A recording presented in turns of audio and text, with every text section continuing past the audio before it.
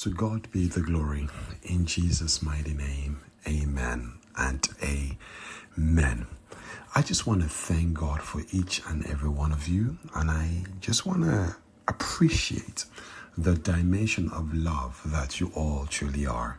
You're beautiful. You're amazing. And I thank God for the glory of Zion all together. In Jesus' mighty name, amen and amen. I'm just encouraged to share this word because I believe that there are quite a lot of people that at this very point in time, you are in separation from your spouse. Indeed, you are. God brought you together, and by that all the same, separation manifested. And not only that, the separation manifested, but some of you, in the midst of the separation in itself, your spouse, perhaps, they couldn't wait for God anymore because it was taking too long. For some of you, perhaps God introduced you together and they rejected you all the same. So in both categories, what eventually happened was 1 Peter chapter 2. And what does it say? It said that the stone which the builders rejected had become the cornerstone. So for many of you, God brought you together, and in the midst of separation, eventually one spouse left, and then perhaps because they thought they were going to find something better, and they moved on from you. And by that in itself, can you see? It felt like, Lord, where do I go from here? Now, I just want to bring this word of encouragement to you as a person whom they left behind. Yes, because the only way I can explain this is from my own journey in itself. Now, the Lord brought somebody into my own dimension, and the Father basically said, that is the person I ordained for you. So now you can understand, in the midst of walking together, the Father began to call the dimension of separation, which means there was something the Lord wanted to do in that person, and there was something He was calling me to do. So what happened in the end? The person in the end said, oh, God has brought somebody else into my presence. And by that, they followed that on. So because they did, now you can understand. This is the story of Jacob and who? Jacob and Esau. Have you ever read that scripture before? Jacob basically deciding to what? Steal the birthright of who? Of Esau. So you can see the deception. Yes, the deception that manifested in that altogether. Because what eventually happened? It was because of a bowl of stew.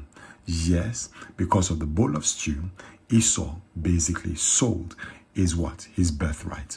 Can we read this scripture together in the book of Genesis and chapter what? And chapter 25. The Bible says, once when Jacob was cooking stew, Esau came in from the field and he was exhausted. And Esau said to Jacob, let me eat some of the red stew, for I am exhausted. Therefore, his name was called Edom. Jacob said, sell me your birthright now. Esau said, I'm about to die. Of what use is the birthright to me? Jacob said, swear to me now. So he swore to him and sold his birthright to Jacob. Then Jacob gave Esau bread and lentil stew, and he ate and drank and rose and went his way. Thus Esau despised his birthright. And we can see in accordance to the book of Hebrews, the Bible says, and what? God hated Esau. And why did God hate Esau? Because Esau did not recognize his birthright. He did not appreciate his birthright. He gave it away, all because of what? Because of stew.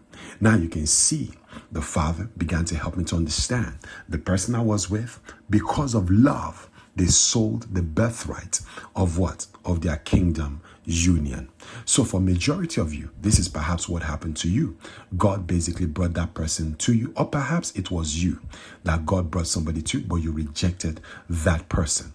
And because you did, or they did that to you, what happened was the birthright was sold because of love. So you can see why I was sharing my dimension, because yep, they wanted love rather than purpose. So they settled for love. By that, they sold their birthright, which was their purpose. So for that reason, can you see, the father called a replacement. So now for many of you, you can see why God had to move you on, because when they rejected you, they sold their birthright. And God does not take kindly to people who does that, because they do not appreciate the things of God. Yes, they do not appreciate the things of the kingdom. They pray for it. The Father gives them a revelation concerning it. But when, yes, the Father is trying to take them through a process for it, they eventually, they abscond, or they literally give up on the way, because either they were focused on their emotions, they were focused on whatever it is that was happening, rather than what God was trying to do in them. Do you see the beauty of it? So now you can see the story of Esau. Jacob went on to become great, and Esau, God blessed Esau, but you can see his name basically faded along the way. So now you can understand for what God is saying to some of you. Yes, why God is giving you a replacement. Yes, God is giving some of you a replacement. Why is that? Because they sold their birthright for the sake of love. And this is why I keep saying, marriage is not all because of love. Marriage, the root of it is love. But then there is purpose in marriage too. Do you see that? Because the Father, you can see when he called Adam and Eve together, it was not only because of love, but it was because of purpose too. Abraham, I must give you a help meet. It was somebody to help Adam in what? In in the Garden of Eden. You can see at the same time, Isaac and Rebekah. Rebekah was there to birth, the promise for Isaac. Help meet. The same thing with Abraham and Sarah.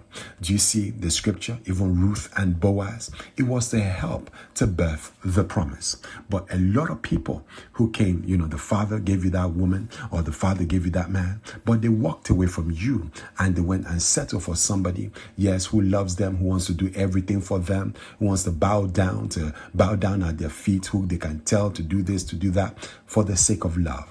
They sold their birthright. So you can see that every time birthright is sold purposefully, it's not always easy to get back. Can you see that? No, it's not always easy. Like you can see with Esau, he never got it back. Do you see that in Esau? Because he sold it. So if you do that on purpose, when God was warning you, you might not get it back.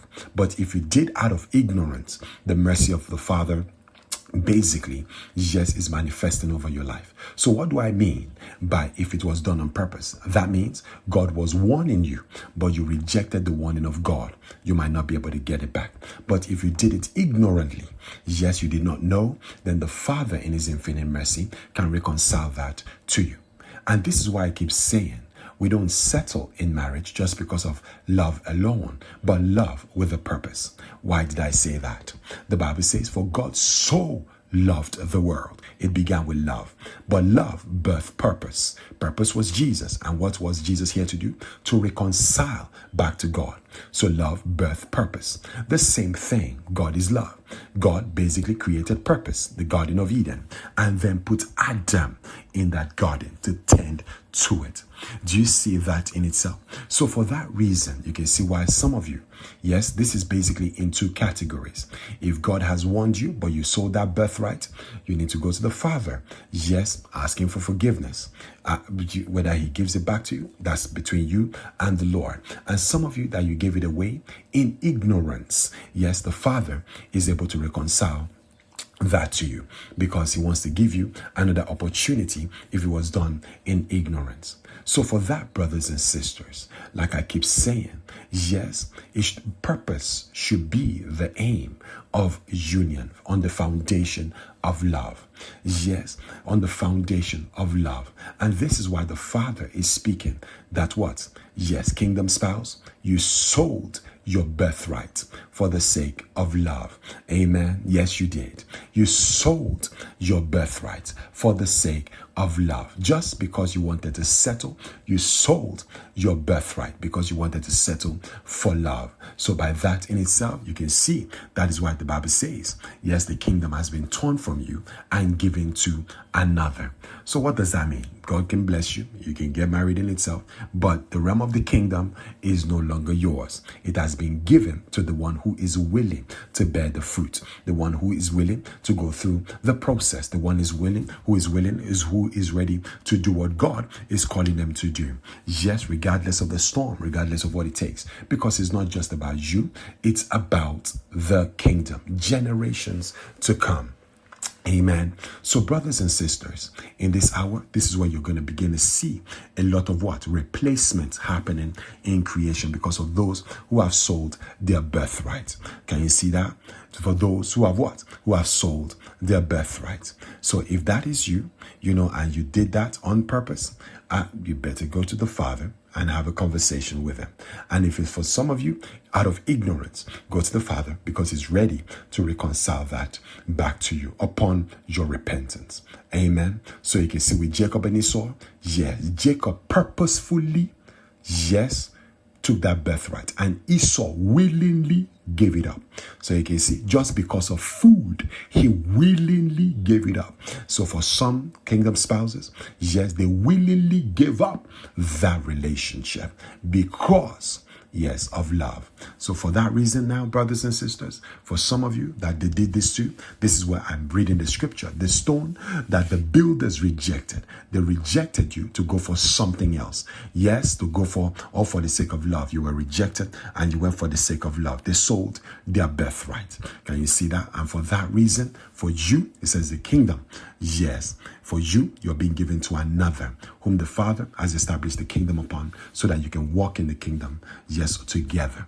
You've become the cornerstone. For them, it's a loss. For you, you've gained much more. Amen. In Jesus' mighty name. I love you all so very much. I thank God for the dimension of love that you all truly are. And I pray that the Father be manifested in his will in your life all the same. Amen. I love you. Stay blessed because you're the blessedness of the Father manifested in glory. Amen and amen.